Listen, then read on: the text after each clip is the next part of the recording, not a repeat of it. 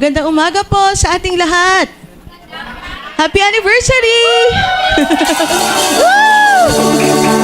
Grabe, 3 years of God's faithfulness in our lives, in our church. Amen? Hindi pa natin talaga totally pa na-celebrate yung ating anniversary, pero naniniwala ako kaya kayo naririto ngayon kasi nasasabik po kayo sa pagkilos ng ating Panginoon. Amen? Sino po dito ang may kapayapaan? Sa gitna ng bagyo, may pag-asa, come on! At may kagalakan, buhat sa Panginoon. Hallelujah!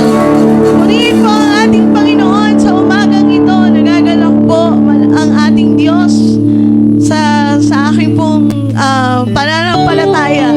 Naniniwala ako ng ating Diyos ay nagagalak sa umagang ito dahil tayo ay muling sama-samang magpupuri. Sino po dito excited na magpuri sa Panginoon? Amen! Sabi po sa awit, sa banal na templo, ang Diyos ay awitan. Purihin sa langit ang lakas na taglay. Siya ay purihin sa kanyang ginawa. Siya ay purihin sapagkat dakila. Purihin sa tugtog ng mga trompeta. Awitin sa saliw ng alba at lira. Sa tugtog ng tambol magsayaw. Purihin mga alba at flauta, lahat ay tugtugin. Ang Diyos ay purihin sa tugtog ng pompyang. Sa lakas ng tugtog siya'y papurihan. Purihin si Yahweh, lahat ng nilalang. Purihin si Yahweh. Lahat po tayo tumayo at sama-sama nating parangalan, ipagdiwang ang kabutihan ng Panginoon. Hallelujah!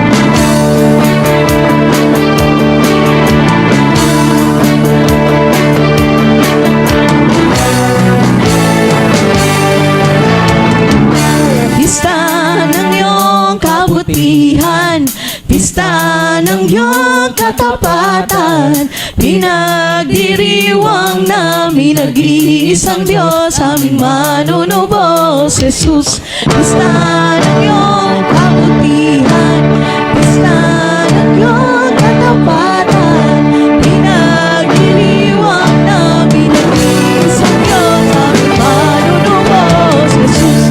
Pista ng iyong kabutihan,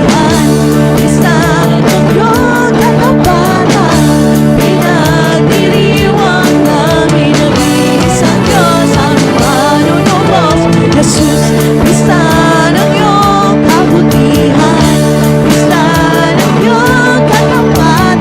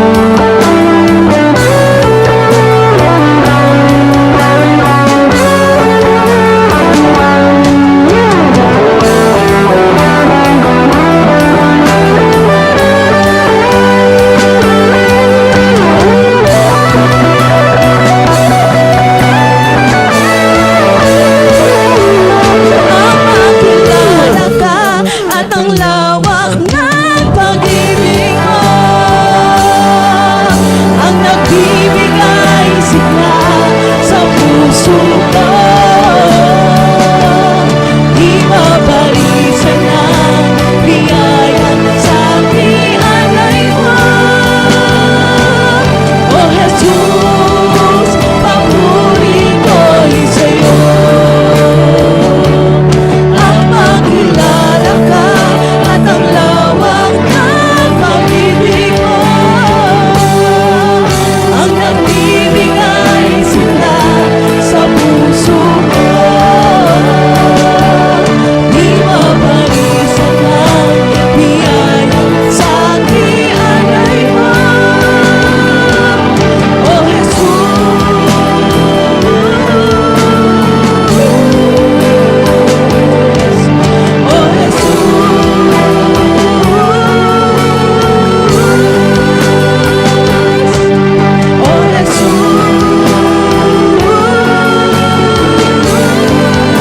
papuri ko'y sa'yo.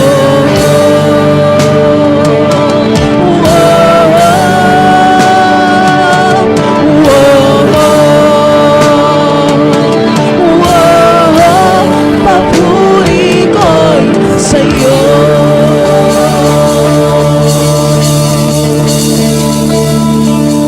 Hallelujah! Sa ating paglapit sa Panginoon ngayong umaga, Church, ang dalangin ko, maging panalangin natin na palagi natin siyang sambahin at papurihan kahit na nasa gitna man tayo ng bagyo o kahirapan. Kasi yan, siya lamang ang ating papurihin, mga kapatid. Hallelujah!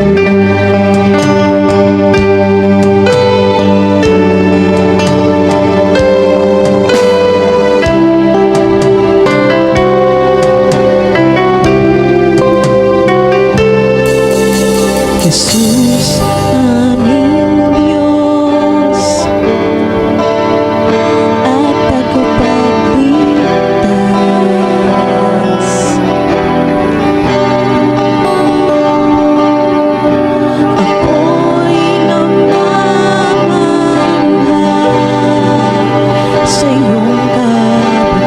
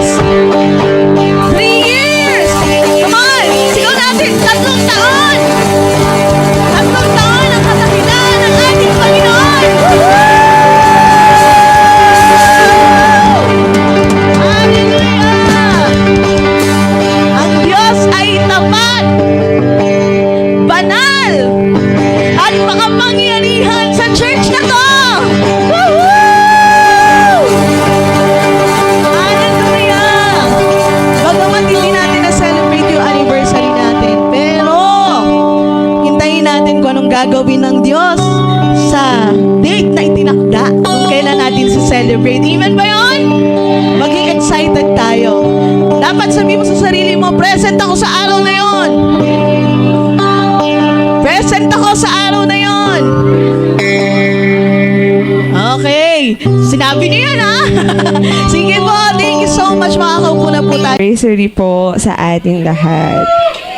Okay. So, tayo naman po ay dadako sa ating tithes and offering. So, before po tayo dumako doon, let me share a quote po sa inyong lahat. Sabi po dito sa quote, "The moment we open our hands to give, we also open a room to receive." Di ba po? So, sandaling binuksan natin ang ating mga kamay or palad sa pagbibigay, binibigyan din natin ang Diyos ng puwang upang tayo'y tumanggap. So, one of the most beautiful example po nito sa Bible, yung story ng isang batang lalaki na mayroong 5 tinapay at 2 isda. So, in John 6:1-13, yung kwento nun ay si Jesus ay napapaligiran ng libo-libong tao. Lahat gutom, and then yung disciples niya ay lahat na-overwhelm. So, yung thinking nila, paano natin pakakainin lahat ng tao na nandito? So, merong boy na nag-came forward na meron siyang 5 bread lang and then 2 isda. So, yun lang yung meron siya. It wasn't much, but he opened his hands and gave it to Jesus. So, ano nangyari next? So, Jesus took that little na inoffer sa kanya, bless niya yon, and minultiply niya. So, napakain lahat ng taong nandoon na may sobra pang 12 baskets. So, let that sink in po. The boy didn't have much, but when he opened his hands to give, he created space for miracles po. So, not just for himself, but for everyone around him. So, yun po yung heart ng giving. Sometimes, we think na yung binibigay natin is masyadong maliit para mag-matter sa church. But, when we give this with faith, and yung little na yon, nagiging too much siya sa hands ni Jesus. So, kung sa tingin mo, maliit yung mabibigay mo, pag binigay mo yan ng may pagtitiwala kay Lord, maraming makabuluhang bagay ang mapupuntahan yan. Or maraming tao ang matutulungan yan. Marami ang mabibless niyan, hindi lang yung sarili mo. But yung mga taong nakapaligid din sa'yo. So, giving isn't about the amount po, it's about the posture of our hearts. So, when we give, we're not just releasing money, we're declaring trust. We're saying, Lord, I believe you can do more with this than I ever could po. So, today, whether you have a little or a lot, give with open hands. Not out of pressure, but out of trust. Because in God's kingdom, an open hand is the beginning of an overflowing blessing po. So, let's pray po. Gracious and faithful Father, we come before you with thankful hearts. Thank you for every blessing you poured into our lives. Thank you for the strength to work, for daily provision, for protection, and for peace. Lord, as we bring our offerings to you today, we do it as an act of love, not obligation.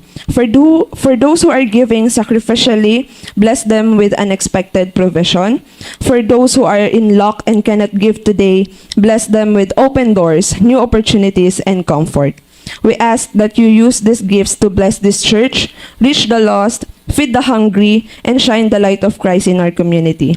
And may we always remember, Lord, that what we give never leaves our lives. It becomes seed in the ground, producing fruit in due season. We give with joy, we give in faith, and we give with love. In Jesus' name we pray. Amen. Magsitayo po tayong lahat at buksan ang ating mga Biblia sa Colossus chapter 3 verse 23 to 25. Ano man ang inyong ginagawa, gawin ninyo ng buong puso na parang sa Panginoon kayo naglilingkod at hindi sa mga tao.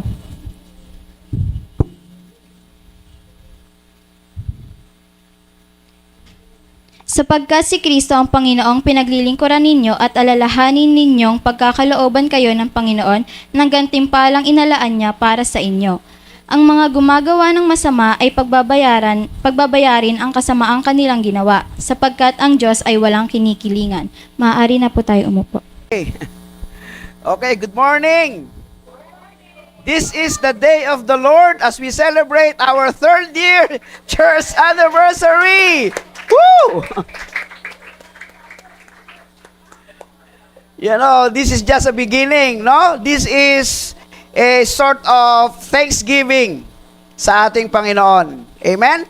Thanksgiving to sa Panginoon, and then by September 6, God willing, we will celebrate our 3rd year anniversary. So we still have 1 month to prepare, at alam natin na mas nakahanda, mas magiging exciting, at mas magiging masaya ang bawat isa, no? Mas lalong maihahanda ng mga bata, kabataan, baka nga kaming mga tatay meron na eh. At saka yung mga nanay natin na magbibigay ng surprise sa araw na iyon. Okay, so ang pag-uusapan po natin, part of sa libro ng Kolosas ay pamilya, no? Tayo po ay pamilya at napakaganda po ng plano ng Diyos sa atin diyan. So ang paksa natin ngayon ay mahalagang alam ang tungkulin ng bawat isa, or the important to know each one's role. Ayan, based on Colossians chapter 3 verse 18 down to chapter 4 verse 1. Okay, sabi po ng isang statement dito, ang hindi pananagumpay ng kahit anumang relasyon ay sanhi ng di pagkaalam ng kanyang tungkulin at pananagutan. Maganda po sa English eh. The failure of any relationship is caused by not knowing one's role and responsibility. Iba-iba po kasi ang tinatawag nating relasyon. Merong relasyon ng mag-asawa, may relasyon ng magulang sa anak, may relasyon sa magkakapatid, may relasyon sa magkakaibigan, merong relasyon sa magkasintahan, may relasyon sa magkakapitbahay, o kahit sa mga kumpare o kumare, ninang at mga inaanak. Pero sabi dito, ang pagbagsak nito o ang hindi nito pananagumpay ay ang sanhi ng di pagkaalam ng kanyang tungkulin at pananagutan. Ay, niwala po ba kayo doon? Tama po, di ba? Kung ikaw ay inosente o hindi man inosente, kundi hindi mo ginagampanan, yung supposed to be ay ginagampanan mo, anumang relasyon, hindi ka po mananagumpay. As far as God is concerned, God's plan for the family is protected by God and provided for by God. Sabi dito, ang plano po ng Diyos sa isang pamilya ay protektado ng Diyos ang isang pamilya at may provision ang Diyos sa isang pamilya. Yan po talaga ang plano po ng Diyos, even sa panahon ng unang-unang mga tao. Diba, ang ginawa po ng Diyos, nilikha po niya ang lahat ng bagay, inihanda niya ang buong, ang isang napakagandang paraiso, pagkatapos nilagyan niya ng katiwala. Walang iba kundi si Adan at saka si Eva. At ang sabi naman niya doon, kayo ay magpakadami, no? Dumami kayo dito sa paraisong ito. Iniisip ko, kung hindi nagkasala si Adan at si Eva, hindi naman mahihinto ang pagpapamilya. Kasi ang programa po ng Diyos, si Adan at si Eva, pinagsama nila, doon nakuha yung institusyon ng marriage. No? God institute marriage. No? Siya mismo ang siyang nagtakda po nito. Babae po at lalaki ay pinagsama ng Diyos. Babaeng hinugot sa tadyang ni Adan, si Adan naman na hinubog ng Diyos sa kanyang mga kamay sa pamamagitan ng alabok na kanyang hinipan, ng kanyang ilong at nagkaroon ng kanyang paghinga at nagkaroon po ito ng buhay. At ang sabi po niya sa tao, lahat ng inyong nakikita ay inyo, pinagkatiwala ko na sa inyo at magpakarami kayo. So, ibig sabihin, wala man po yung kasalanan, nadun pa rin po yung kaisipan ng Diyos ng pagpapamilya. Dadami sila. Kaya nga lang, isang pamilyang banal, malinis, walang kapintasan. At wala tayong nakikitang kaguluhan katulad ng nakikita ngayon. Kaya lang doon sa panahon ng paglikha ng Diyos ng tao, nilikha niya itong hindi robot. Robot ba kayo? Di ba hindi naman? Makakapag-isip ba kayo ng malaya? Di ba tama naman? Makakapag-hindi ba kayo at makakapag-oo ba kayo sa inyong mga pinagpapasyahan? Di ba gano'n naman talaga? So yun po yung disenyo ng Diyos kay Adan at si Eva para din pong tayo sa panahon natin. Kaya lang mas pinili nila ang sumuway kaysa ang sumunod. Kaya napasok po ito ng kasalanan. At dahil napasok po ito ng kasalanan, yung pamilyang ginusto ng Diyos nawala na sa tamang pananaw at programa po ng Diyos. No? Yung sana mag-asawa na nagagampanan yung tungkulin nila bilang mag-asawa na dapat nilang unawain, nagkaroon ng ibang konteksto pagdating sa mundong ito. No? Nawawala na yung faithfulness, yung pagiging loyal, yung pagiging tapat doon sa kanyang asawa, at nagkaroon na ng pagkakataon na ang pamilya unti-unting nasisira. Lalo pa ngayon, parang pumasa na yung divorce. No? Di ko lang alam kung yung ipinasang yon, di ko pa na-search out, ay dadalhin pa sa Senado para pagpasyahan. Pero sa Kongreso, alam ko yung pangatlong pagbasa, mukhang pumasa yung divorce eh. So kung pumasa ang divorce, mas marami ang nagsasama ngayon na hindi nagkakaintindihan ang merong kalakasan ng loob para maghiwalay. Tama? At sa paghihiwalay na ito ay makakasumpong uli ng panibago para maghiwalay uli. No? Makakasumpong na naman para maghiwalay. Ang problema, biktima yung mga bata. Biktima yung mga anak sa kanilang sitwasyon na hindi po nagiging mabuti ang kalagayan. So, ang plano ng Diyos is protected by God. Ito po ay protektado talaga ng Diyos at ang Diyos mismo ang nagpo-provide sa pamilya pong ito. Kaya naman, ang Diyos ay hindi huminto. Salamat na lang sa Diyos, hindi niya tayo tinantanan. Amen? Hindi niya tayo sinukuan.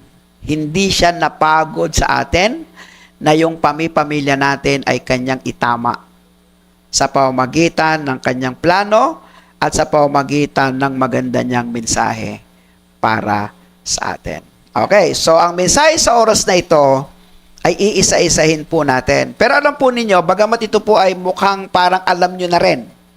Okay, pagdating sa asawang babae, asawang lalaki, mga anak, pero meron po tayo ditong nakuhang panibagong kapahayagan ng Diyos na gusto kong dumiin po sa inyo pong mga isip. Okay, the first message is para sa mga asawang babae, for the wives, no? In Colossians chapter 3 verse 18. Napakasimple lang naman.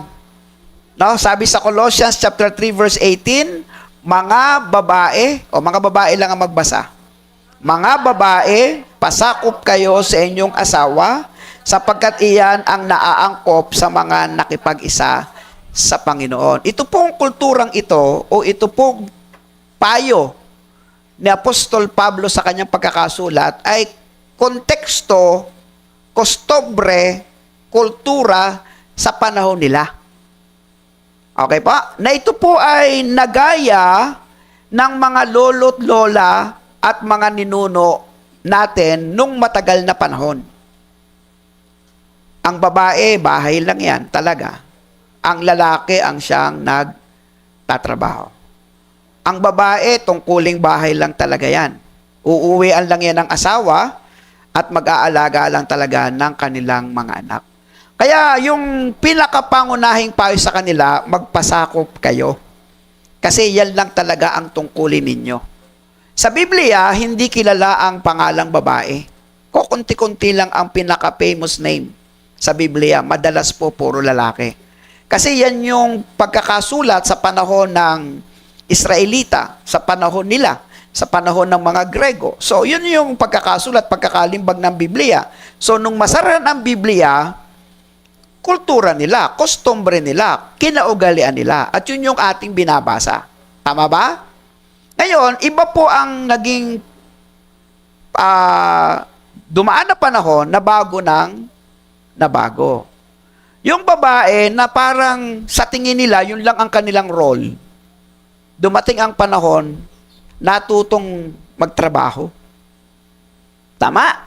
natutong mag-aral, natutong magtrabaho, at nakitang parang mas magaling pa sila sa maraming bagay na kayang gawin ng lalaki, kaya rin naman pala namin. Na iba ngayon ang damdamin nila ng mga babae, ng mga asawang babae. Lalo pa kung ang kanyang napang-asawa ay hindi ganon ka-responsable, ka-responsable sa maraming bagay. Lalo pa kung ang kanyang napang-asawa ay nakakahigit siya sa katalinuhan kaysa sa kanya. At merong mga pagkakataon na mas may kakayahan siyang gawin ang isang bagay kaysa doon sa kanyang asawa. Kaya yung salitang babae, magpasakop kayo, isang statement mula sa Biblia na hindi na ito basta oo-ohan ng mga asawang babae. Tama ba ako?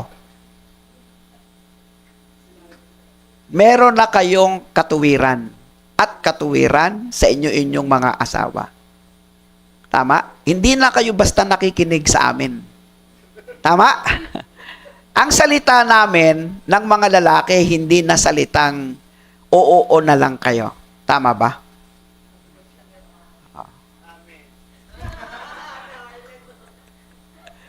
Pero, the Bible speak sa inyo, you need to submit to your husband. Diba? Hindi naman pinag-uusapan dito yung edukasyon. Hindi pinag-uusapan dito mas malaki ang sweldo mo kaysa sa kanya. Hindi pinag-uusapan dito na mas magaling ka kaysa sa kanya. Ang pinag-uusapan dito, ginagampanan mo ba? Ginagampanan nyo ba ang inyong tungkulin sa inyong asawa? O baka ina-under nyo yung asawa nyo?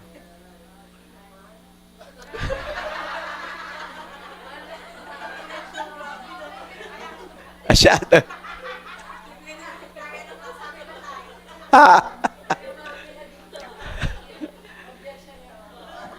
Bakit parang tahimik si Tutski? Parang hindi ka nag-i-react, Tutski, sa pinag-uusapan natin, Aminin mo na. O, di ba?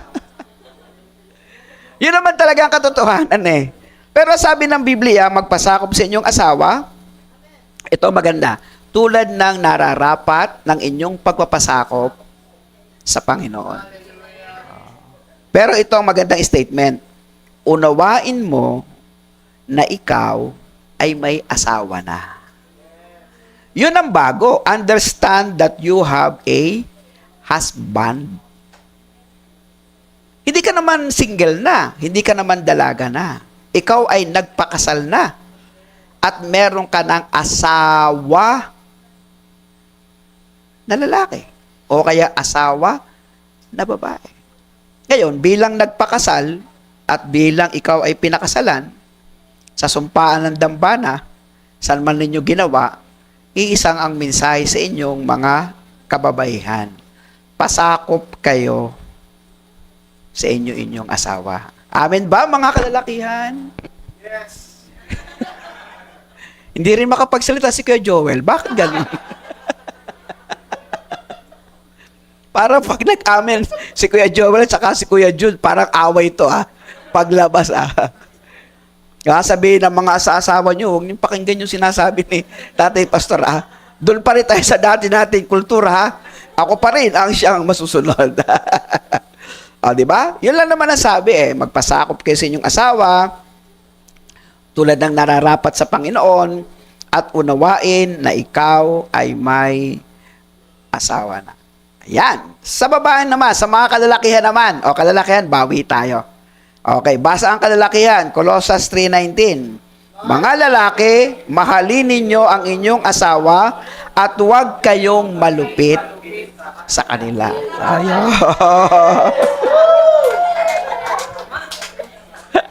Kaya naman pala ayaw nila magpasakop sa atin. Hindi naman pala tayo totoong nagmamahal sa kanila. Tama? Sabi ni Tutski sa likod, Mahal na mahal ko yan. Parang nagkakahiyaan tayo dito Hindi sa katotohanan, At alam sa totoo lang, ang ating mga asa-asawa, magpapasakop talaga yan pag ramdam nila na mahal natin sila. Tama ba mga asa-asawa namin? Kaya yung asawa, wala akong problema dyan.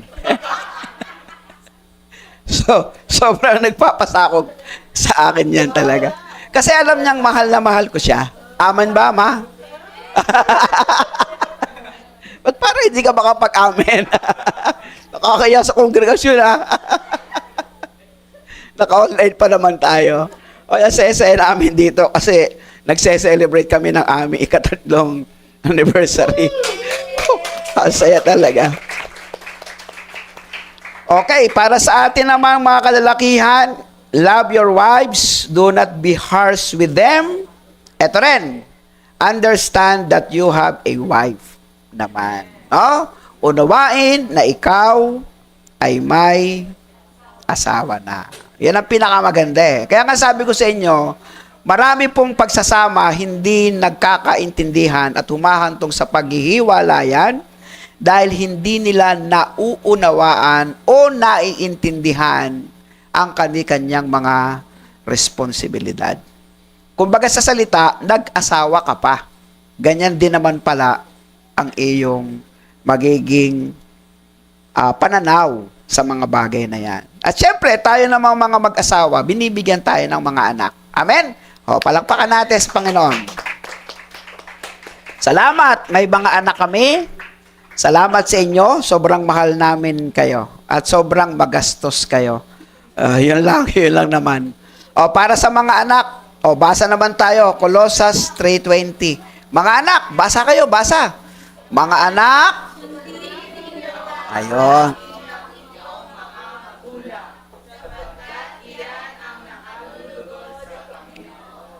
Parang mahina.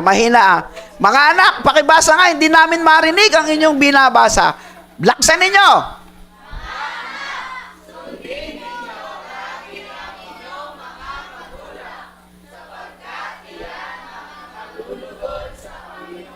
Palakpak tayo mga magulang. May nakita ako sa YouTube, sino-surprise yung asawa. Sabi niya, may surpresa ako, may sorpresa. Titinakpan pa yung mata. Ang ipinakita, yung anak, naguhugas na ng pinggan. Sabi dun sa asawa, surprise! Yung anak mo, naguhugas na ng pinggan, nagwawalis na ng di ba? Nakakatuwa yung mga misa na yan. Kaya lang, nakakalungkot lang, napakarami mga joke, puro mga green joke, Ang pangit nilang gumawa ng mga content, di ba? Hindi nakakalugod sa ating mga pananaw. So mga anak, sabi dito, sundin ang inyong mga magulang, obey your parents. At sabi dito, sa lahat ng bagay, dahil ito ang nakalulugod sa ating Panginoon. At the same thing din, unawain na ikaw ay anak. May kanya-kanya kasi tayong responsibilidad. At may kanya-kanya tayong mga tungkulin na dapat sana ginagampanan kung anak ka. Kung asawa ako na lalaki, asawa lalaki ako, mamahalin ko yung asawa ko. Kung babae naman, papasakop ako sa asawa ko.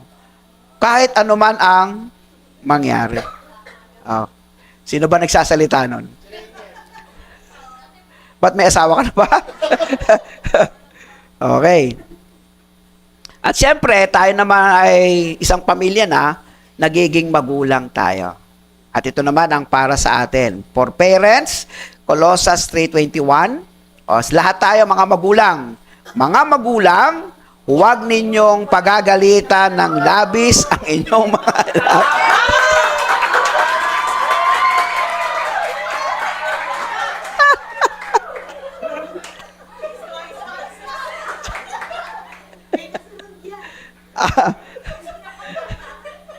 Ano ba sunod?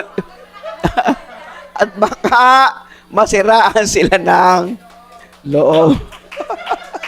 Matutuwa yung mga anak natin. Parang tuwa kayong Hindi. Iba yung nakasulat sa akin dito eh. Mga magulang, pagalitan ninyo ng labis. Parang yun nakasulat dito. Oh. Mga magulang, mali yun. Wala sa Bible yung huwag niyong pagalitan.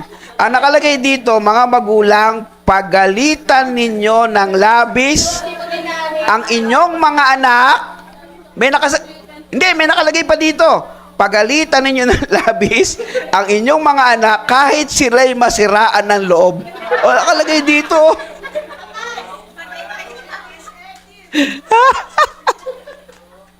Oh, may karapatan kami na magalit sa inyo.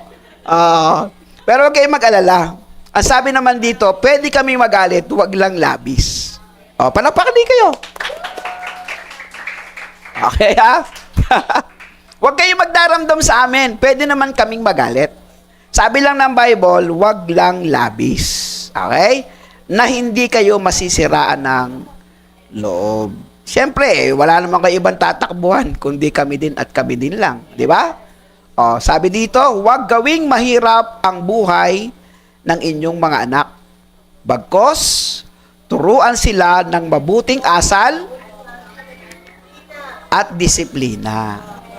Ayan. Kaya naman, ang nanay at saka si tatay, dapat merong halimbawa naman para sundan ng mga anak sa susunod na henerasyon. Sabi nga nung nabasa kong quotation, kapag yung henerasyon ngayon ay hindi nakita kung ano ang masamang epekto ng kasalanan, yung susunod na henerasyon manhid na. At yung susunod na henerasyon, hindi niya na alam na ang kasalanan ay kasalanan. Nakuha niyo yun? Yung henerasyon mo ngayon, pag hindi mo na ipaunawa na ang kasalanan ay hindi maganda, ito'y makakasama, yung susunod na henerasyon manhid na. At yung susunod na henerasyon, hindi na niya alam na ang kasalanan ay kasalanan. So, ibig sabihin, pasama ng pasama ang daigdig. But another statement pa rin, unawain na ikaw ay magulang. So, yun lang. Unawain mo na ikaw ay may asawa na, lalaki. Unawain mo na ikaw ay may asawa na, babae.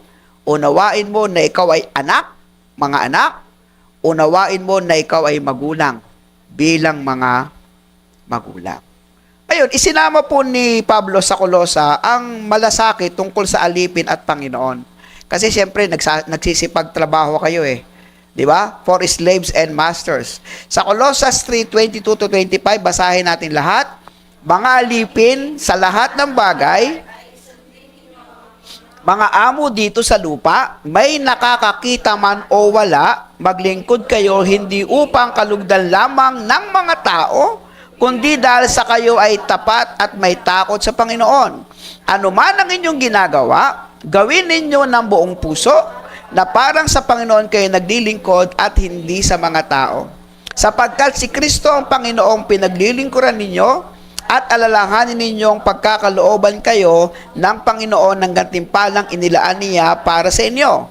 Ang mga gumagawa ng masama ay pagbabayari sa kasamaang kanilang ginawa sapagkat ang Diyos ay walang kinikilingan. So, saan tayo magtatagpo sa dulo? Ang babae may katuwiran. Kaya naman hindi ako nagpapasakop kasi ganito ang aking asawa. Ang lalaki may katuwiran. Kaya naman hindi ko siya mamahalin. Hindi ko siya magawang mahalin kasi ganito siya. Ang mga anak may katuwiran. Kaya naman, hindi ko maigalang ang aking mga magulang kasi ganito sila. Ang mga magulang may katuwiran din. Kasi ang ganito kasi ang aking mga anak. Yung alipin, dapat magpasakop din sa kanyang Panginoon. Yung Panginoon naman, dapat hindi imaltrato ng masama ang kanyang mga alipin. So, saan tayo magtatagpo sa dulo? Magtatagpo tayo sa dulo sa ganitong paraan. Anuman ang inyong ginagawa, gawin ninyo ng buong puso na parang sa Panginoon kayo naglilingkod at hindi sa mga tao. Magpapasakop ako sa iyo, aking asawa, hindi dahil sa iyo, kundi dahil ito ang nakalulugod sa aking Panginoon. Mamahalin kita, aking asawa, hindi dahil sa iyo. Kasi ang daming mga shortcomings ng bawat isa. Gagawin kitang mamahalin kita dahil ito ang nakalulugod sa Panginoon. Nagkakaunawaan po ba tayo? Para meron tayong isang dahilan kung bakit may katuwiran ka man, pero kailangan ko itong gawin kasi ito ang nakalulugod sa Panginoon. Hanggang dumating ang punto, maayos ni nanay ang kanyang tungkulin, maayos din ni tatay ang kanyang tungkulin sa isa't isa, maayos ng magulang ang kanyang tungkulin habang tumatagal sa mga anak, ang mga anak ganun din sa mga magulang. Amen? Kasi iisa yung mindset ng bawat isa. Ginagawa namin ito na parang sa Panginoon kami naglilingkod at hindi sa mga tao. Sapagkat si Kristo ang Panginoong pinaglilingkuran namin at inaalala namin ang mga kaloob sa atin ng Panginoon ng mga gantimpalang nakalaan para sa atin. Kaya ano sabi niya sa mga alipin? Sundin ang inyong mga Panginoon. Sa mga Panginoon naman, tratuhin ang mga alipin ng may katarungan at pagmamahal. O wag na nating, kung wala naman kayong mga subordinate, wala na sa inyo itong tungkol sa Panginoon. Pero kung kayo naman ay may mga boss, mga superior, tungkulin nyo ang isang mensaheng ito. Sundin ang inyong mga Panginoon. Colossus 4:1, mga amo, maging mabuti kayo at makatarungan sa mga naglilingkod sa inyo. Alalahanin ninyong kayo man ay may Panginoon sa langit. Pare-pare tayo ng statement. Unawain na ikaw ay alipin o kaya ikaw ay Panginoon. Kasi sabi nga doon sa ating unang statement dito, ang hindi pananagumpay ng kahit anumang relasyon ay sanhi ng di pagkaalam ng kanyang tungkulin at pananagutan. So ano po ang pinaka-main message po natin? Main message po natin, pag-ibig, pagrespeto, at pagsunod sa loob ng pamilya at sa lipunan. Pangalawang mensahe po sa atin, pagtutuon sa Panginoon at sa kanyang mga utos, pangarap at adhikain ng isang masaya, maka-Diyos at makabansa na pamilya. Love, respect, and obedience within the family and society. Focus on the Lord and His commands. Dream and aspiration for a happy, God-fearing, and nation-loving family. Palakpakan natin ang ating Panginoon. Sa panghuli nating awitin, ang inilagay ng Diyos sa puso ko, yung pinakapanghuling awit. Yung pinakapanghuling awit. Ano ba yon? Papuring? Lahat ay pupuri? Hindi. Yung pinakahuling, lahat ng papuri. Yan. Kasi ngayon po ay supposed to be, ngayon ay ikatatlong pagdiriwang natin ng atin pong anniversary. Pero hindi po niloob ng Diyos dahil po sa panahon. Pero alam po ninyo, yun ay ating petsa. Yun ay petsang itinakda natin. Pero ang Diyos pwede niyang baguhin. Tama? Dahil merong mas magandang petsa siya na nakalaan para sa atin. At sa ngayon, ang itinakda uli natin na sana'y kalooban ng Diyos, September 6. No? At sa panahon ng buwan ng Agosto, marahil sabi ng Diyos, hindi pa ako nalulugod sa inyong mga preparasyon. Hindi pa ako nalulugod sa inyong mga paghahanda. Parang minadali nyo at parang kulang pa. Pero palagay ko naman, ang isang buwan ay sapat para paghandaan ninyo ang mga bagay na ito para sa kaluwalhatian ng Diyos, sa ikalulugod ng Diyos para sa atin. Sa pagkakataong ito, ibalik natin ang lahat ng papuri sa ating Panginoon. Tayo po'y tumayong lahat. Umawit sa Panginoon. Ang Diyos natin ay karapat-dapat sa lahat ng papuri. Amen? Amen. Hallelujah.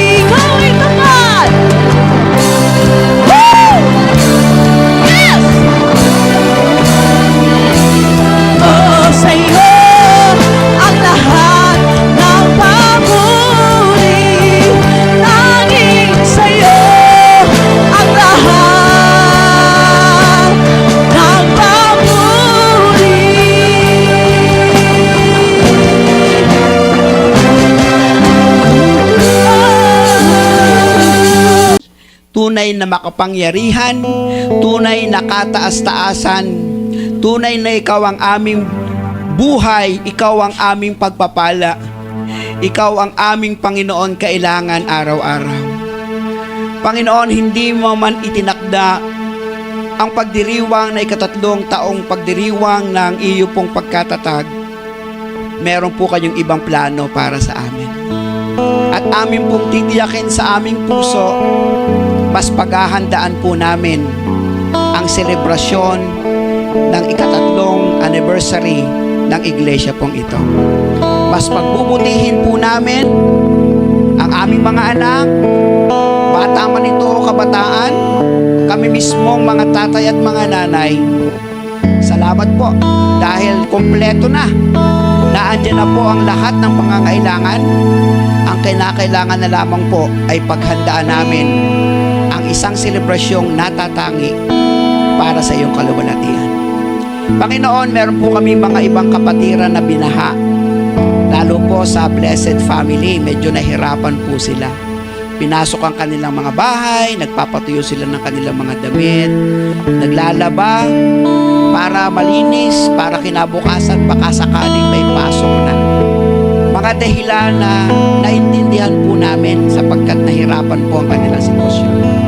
Ganun pa man, mas marami pa rin kaming kababayan ang higit na sobrang nahirapan ngayon pong dumating na bagyo.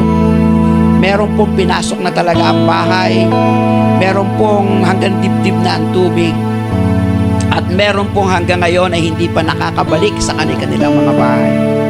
Sadyang mahirap ang ganong kalagayan.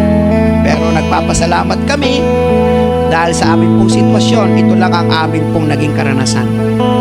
Pero hindi po namin nakakalimutan sa pananalangin na makiisa, makilungkot, makipag-alala din sa kung ano man ang kanilang pinagdadaanan ngayon. Kaya kami po ay sama-samang dumadalangin ngayon para sa kanilang kagalingan kung meron po nagkasakit, kalakasan kung meron pong nangihina, pag-asa kung meron pong dumadanas ng depresyon sa kanila pong sitwasyon ngayon, pangangailangan kung mayroong pinansyal o anumang kailangan po nila na nawala sa kanila. Diyos na hindi nagbabago, Diyos na lumikha sa amin, Diyos na nakakaalam ng mabuti para sa amin, sa iyo namin ibinibigay at pinagkakatiwala ito. Dinggin niyo po ang aming panalangin para sa kanila. At kami po na iyo pong mga anak sa ilalim po ng JC How Imus, Panginoon, dalangin po namin na patuloy pong magpakatatag, lumakas, tumatag, tumibay ang aming pananampalataya sapagkat hindi namin alam kung ano po ang pwede pang mangyari sa bawat araw. Ngayon at sa kinabukasan, hindi namin alam. Ang tangi lang namin alam, pag binigyan nyo kami ng buhay at nagising kami, meron pa kayong plano para sa amin. Kaya naman, sa pagkakataong ito, ibig po namin umalis ng may malinis na isip at puso, patuloy pong namamanig ng iyong kapatawaran at pagtutuwid ng aming po mga buhay sa kapangyarihan po ng iyong mga salita. Purihin ka po sa mga nagbigay ng pagkakataong makarating dito sa kabila po ng masama pa ring panahon, pero niloob po ninyong kami ay pagsamasamahin sa mga oras nito. Kaya naman ang lahat ng papuri sa Diyos na dapat ibalik ang lahat ng papuri sa kanyang anak na si Jesucristo na dapat ibalik ang lahat ng papuri bilang aming Panginoon sa ilang tagapagligtas, sa banal na Espiritu na dapat ibalik din ang lahat ng papuri na siyang tatak at katibayan ng aming kaligtasan, ang siya namang maghari sa amin mula ngayon at magpakailanman. Amen. Amen and Amen. Lahat